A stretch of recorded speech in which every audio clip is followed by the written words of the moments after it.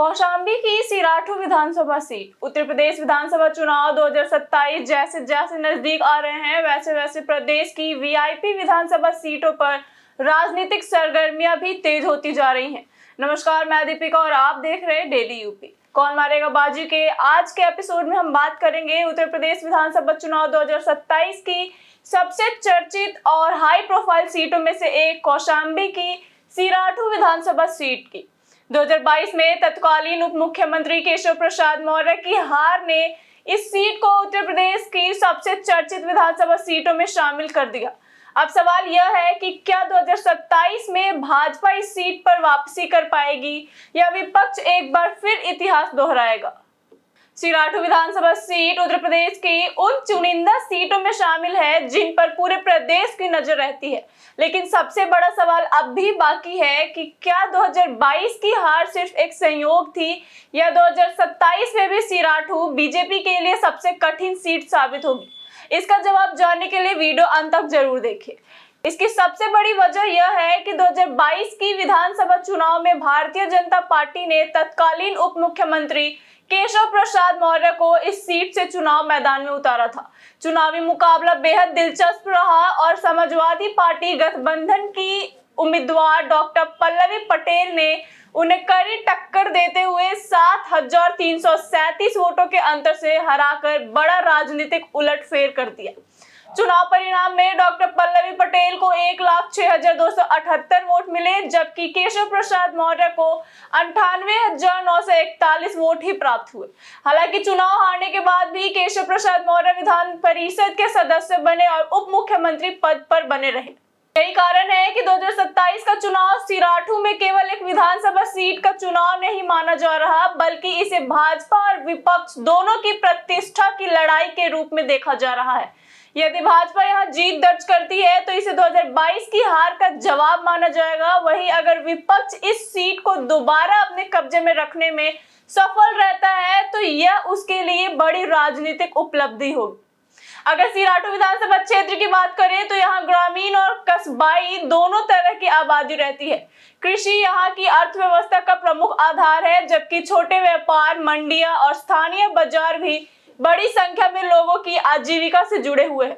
प्रयागराज और कौशाम्बी से निकटता होने के कारण इस क्षेत्र की राजनीतिक और सामाजिक महत्व लगातार बढ़ा है।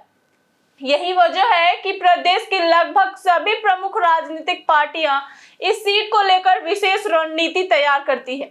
सामाजिक समीकरणों की बात करें तो राजनीतिक विश्लेषकों के अनुमान के अनुसार सिराथू विधानसभा सीट पर मौर्य, कुशवाहा, शाक्य और सैनी समुदाय के मतदाता लगभग 22 से 26% माने जाते हैं।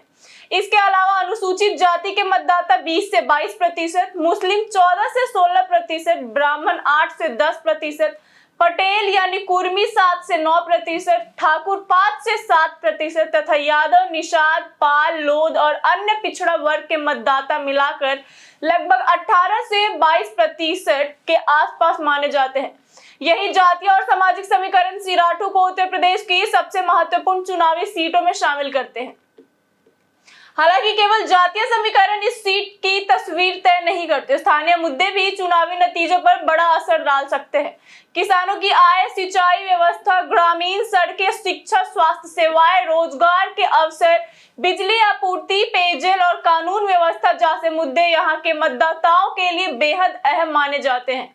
चुनाव प्रचार के दौरान सभी राजनीतिक दल इन मुद्दों को प्रमुखता से उठाने की कोशिश करेंगे। राजनीतिक रणनीति की बात करें तो भारतीय जनता पार्टी विकास कार्यों, डबल इंजन सरकार की योजनाओं और संगठनात्मक मजबूती के आधार पर चुनावी मैदान में उतर सकती है। पार्टी की कोशिश रहेगी कि गैर यादव, ओबीसी, अनुसूचित जाति और अन्य वर्गों के बीच अपनी पकड़ को और मजबूत किया जाए। दूसरी ओर समाजवादी पार्टी 2022 की जीत से मिले आत्मविश्वास, स्थानीय संगठन और सामाजिक समीकरणों के सहारे इस सीट पर अपना दबदबा बरकरार रखने की रणनीति बना सकती है। हालांकि चुनाव में उम्मीदवारों का चयन, गठबंधन की स्थिति और चुनावी माहौल भी परिणाम पर महत्वपूर्ण प्रभाव डाल सकते हैं। राजनीतिक जानकारों का मानना है कि यदि केशव प्रसाद मौर्य एक बार फिर सिराथू से चुनाव मैदान में उतरते हैं तो यह मुकाबला उत्तर प्रदेश विधानसभा चुनाव 2027 की सबसे चर्चित और हाई प्रोफाइल चुनावी लड़ाइयों में शामिल होगा। वही यदि विपक्ष अपने मौजूदा सामाजिक गठजोड़ को बनाए रखने में सफल रहता है तो मुकाबला पहले की तरह बेहद कड़ा हो सकता है। फिलहाल सभी राजनीतिक दल अपनी अपनी रणनीति तैयार करने में जुटे हैं और आने वाले महीनों में श्री राठौर की राजनीतिक गतिविधियां और तेज होने की संभावना है। अब सबसे बड़ा सवाल यही है कि क्या श्री राठौर में भाजपा 2022 की हार का हिसाब बराबर कर पाएगी या विपक्ष एक बार फिर इस सीट पर जीत दर्ज करेगा? क्या डिप्टी सीएम केशव प्रसाद मौर्य इस सीट पर वापसी कर पाएंगे या श्री राठौर एक बार फिर प्रदेश की सबसे बड़ी चुनावी कहानी लिखेगा? इसका जवाब तो 2027 के विधानसभा चुनाव के नतीजे ही देंगे। आपके हिसाब से 2027 में श्री राठौर में कौन जीतेगा? क्या केशव प्रसाद मौर्य अपनी सीट वापसी जीतेंगे या विपक्ष फिर इतिहास दोहराएगा?